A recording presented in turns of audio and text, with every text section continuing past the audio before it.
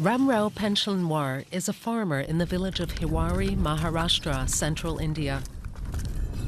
For years, severe weather and drought have been laying waste to his harvests. This year has been especially bad. His bean crops are a disaster.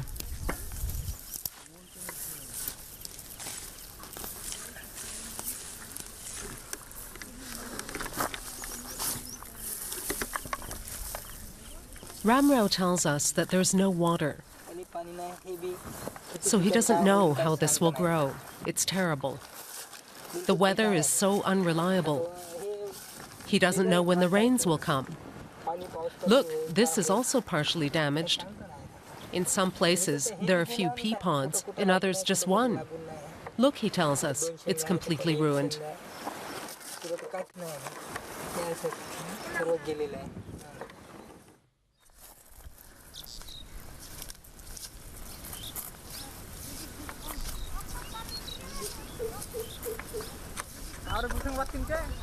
It wasn't long ago that Indian farmers were hoping to secure their livelihoods with cotton and soybeans.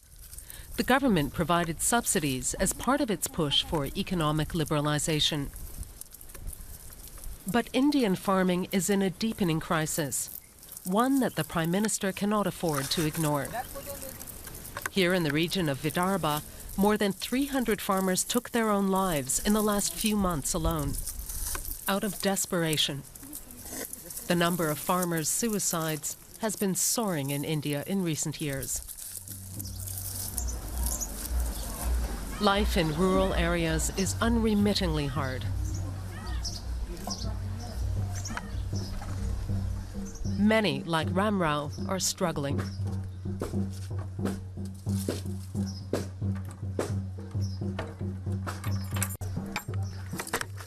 Every year, he has to borrow the money he needs for seeds and fertilizer.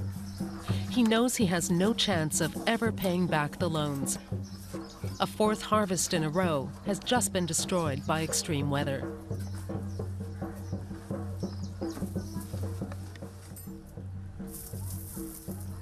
Three months ago, he couldn't take it anymore.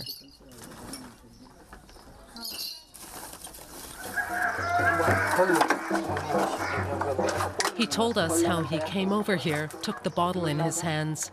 His hands were shaking violently.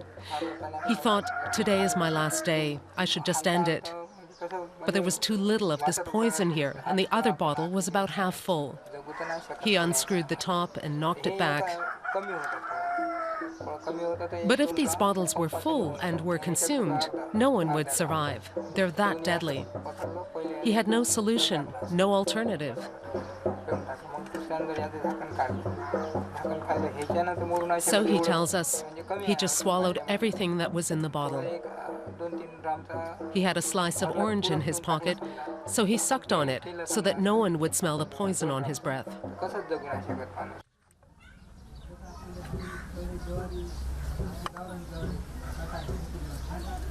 Ramrao didn't want to die at home.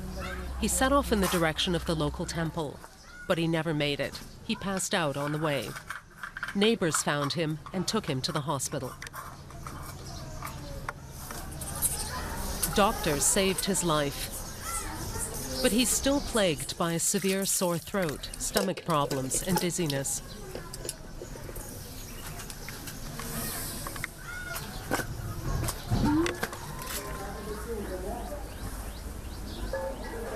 Ramrao despairs of the future.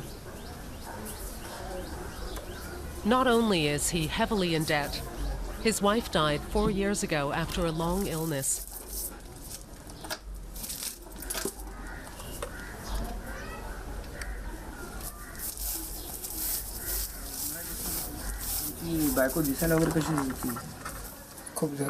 She was lovely, he tells us. She was the best.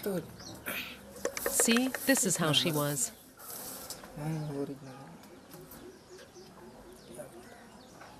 She had health problems right from the beginning. She had asthma, he tells us.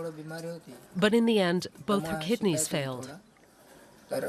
They registered here at a critical care unit. She was there for 3 months.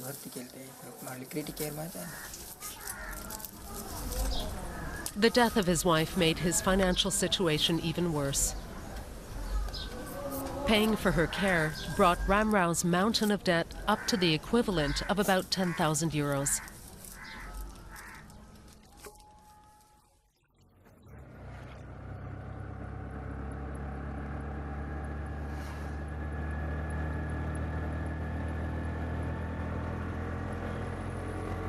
These days, Ramrao can barely afford to buy essentials.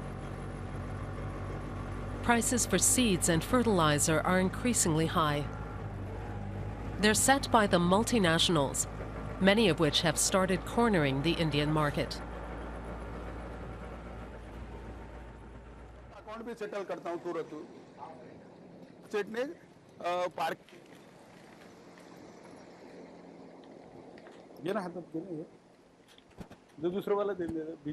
Ramrao is meeting Kishore Tiwari, an activist who's been campaigning on behalf of local farmers for years.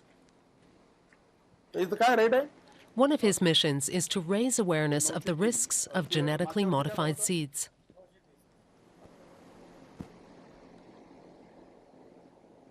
No, what is happening that chemical farming has damaged the Indian agriculture. But all politicians and political parties are getting the huge fund in election from these companies, and they are promoting this. They are killing the farmers. This pesticide is killing the farmer. Indirectly, the politicians are killing the farmer. He takes a call from a colleague in Delhi. Another farmer has committed suicide.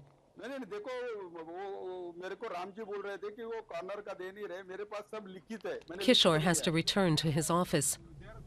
He'll inevitably be asked to comment on the tragedy. Ramrao goes with him.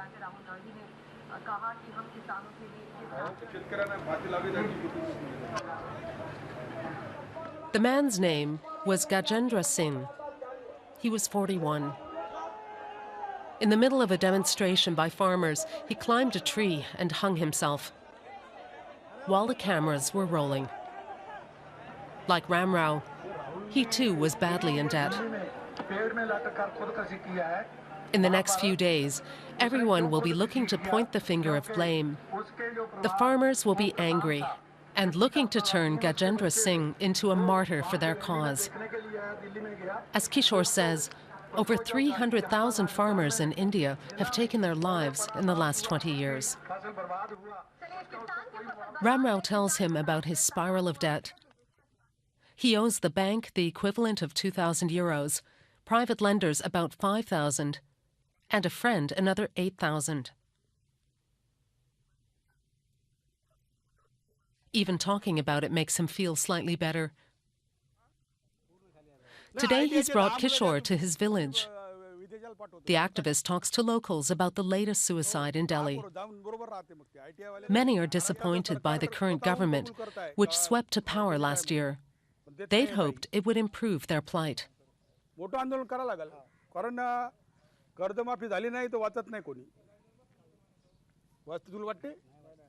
The farmer who committed suicide on a Jantar Mantar rally, but coming 1,000 kilometers from Rajasthan, to show the farmers are in India, are in isolation, are in distress, and the relief promised by the Prime Minister Narendra Modi is not reaching to the farmers.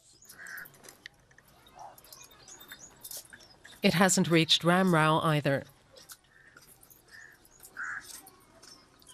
At least he has his daughter. He goes to see her 3 times a day. If it weren't for her, he wouldn't have anything to eat. She cooks for him and keeps him company.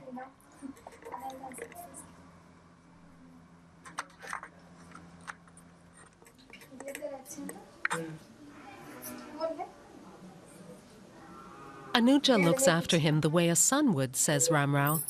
He means it as a compliment. In rural areas, a daughter is traditionally seen as a financial burden on her parents. Ramrao borrowed money in order to help Anuja get married.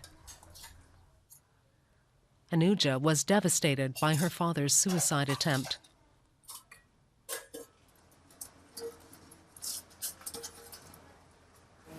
She tells us how bad she felt. He didn't tell her anything.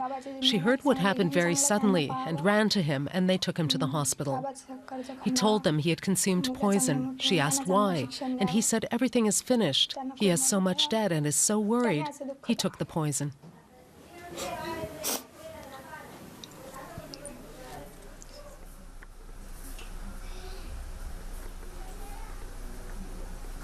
Anuja is glad she found a husband in the village. It means she can stay here and take care of her father, so he's not alone with his problems.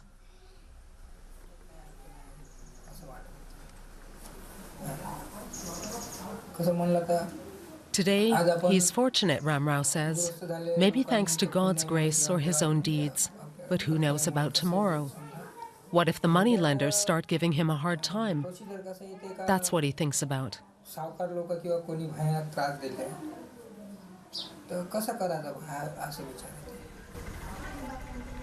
For the time being, the moneylenders aren't demanding their money back. But if they do, Anuja and her father will face them together.